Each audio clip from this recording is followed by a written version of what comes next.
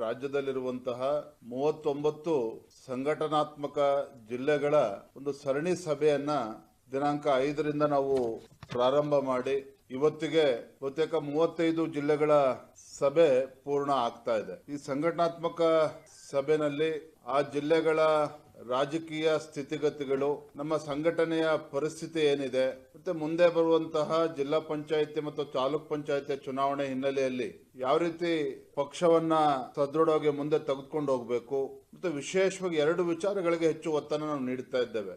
ಒಂದು SIR special intensive revision, ಮತದಾರರ ಪಟ್ಟಿಯ ಪರಿಷ್ಕರಣೆ.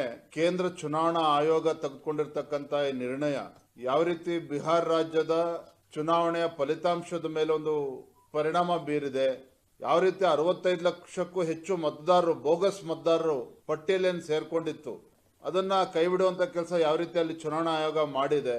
ಮತ್ತೆ ಉತ್ತರ ಪ್ರದೇಶದಲ್ಲೂ ಕೂಡ ನಾವು ಪತ್ರಿಕೆಗಳನ್ನ ನಾವು ನೋಡ್ತಾ ಇದ್ವಿ, ಸುಮಾರು 2.5 ಕೋಟಿಗೂ ಹೆಚ್ಚು ಬೋಗಸ್ ಮತದಾರರು ಆ ಪಟ್ಟಿಯಿಂದ ಬಿಡುವಂತ ಕೆಲಸ ಆಗಿರುವಂತದ್ದನ್ನು ಕೂಡ ಉಲ್ಲೇಖ ಮಾಡಿ, ಮುಂದೆ ಫೆಬ್ರವರಿ ನಂತರದಲ್ಲಿ ಅಂದ್ರೆ ರಾಜ್ಯದಲ್ಲಿ ಯಾವಾಗ ಚುನಾವಣಾ ಆಯೋಗ ನಿರ್ಣಯ ತೆಗೆದುಕೊಂಡು ಮುಂದೆ ಹೋಗ್ತದೆ, ಆ ಸಂದರ್ಭದಲ್ಲಿ ನಮ್ಮ ವಿಧಾನಸಭಾ ಕ್ಷೇತ್ರಗಳಲ್ಲಿ ಇದನ್ನ ಸರಿಯಾದ ರೀತಿಯಲ್ಲಿ ನಾವು ತೆಗೆದುಕೊಳ್ಬೇಕು ಅನ್ನೋದನ್ನು ಕೂಡ ಹೇಳುವಂತ ಕೆಲಸವನ್ನು ನಾವು ಮಾಡಿದ್ದೇವೆ. ಎರಡನೇದಾಗಿ ವಿಕಸಿತ್ ಭಾರತ್ ಜಿ ರಾಮ್ಜಿ ಸಾಕಷ್ಟು ಬಾರಿ ಚರ್ಚೆಗಳಾಗಿದ್ದಾವೆ. ನಾವು ಕೂಡ ಇಲ್ಲಿ ಪತ್ರಿಕಾಗೋಷ್ಠಿಯನ್ನು ಮಾಡಿದ್ದೇವೆ.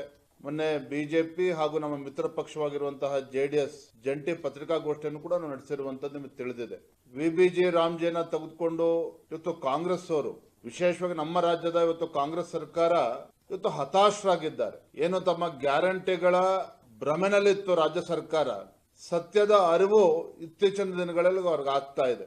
ರಾಜ್ಯದಲ್ಲಿ ಇವತ್ತು ವಾತಾವರಣ ಯಾವ ರೀತಿ ದಿನೇ ದಿನೇ ಈ ಸರ್ಕಾರದ ವಿರುದ್ಧ, ರಾಜ್ಯ ಸರ್ಕಾರದ ವಿರುದ್ಧ ಆಗ್ತಾ ಇದೆ, ಜನರು ಯಾವ ರೀತಿ ಕಾಂಗ್ರೆಸ್ ಸರ್ಕಾರದ ಬಗ್ಗೆ ವಿಶ್ವಾಸನ ಕಳೆದುಕೊಳ್ತಾ ಇದ್ದಾರೆ, ಇದರ ಅರಿವು ಆದ್ಮೇಲೆನೆ ಕಾಂಗ್ರೆಸ್ ಪಕ್ಷ ಜಿಲ್ಲಾ ಪಂಚಾಯತಿ ತಾಲೂಕ್ ಪಂಚಾಯತಿಯನ್ನು ಕೂಡ ಮುಂದೂಡಿಕೊಂಡು ಇವತ್ತು ಮನ್ರೇಗಾ ಕೇಂದ್ರದ NDA ಸರ್ಕಾರ ಮಹಾತ್ಮ ಗಾಂಧಿ ಅವ್ರನ್ನ 2ನೇ ಬಾರಿಗೆ ಕಗ್ಗೊಲೆ ಮಾಡುವಂತ ಕೆಲಸ ಮಾಡಿದ್ದಾರೆ ಅಂತೇಳಿ ಅಪಪ್ರಚಾರ ಮಾಡೋದಕ್ಕೆ ಇವತ್ತೇನು ಷಡ್ಯಂತ್ರವನ್ನ ಕಾಂಗ್ರೆಸ್ ಸರ್ಕಾರ ರೂಪಿಸಿದೆ.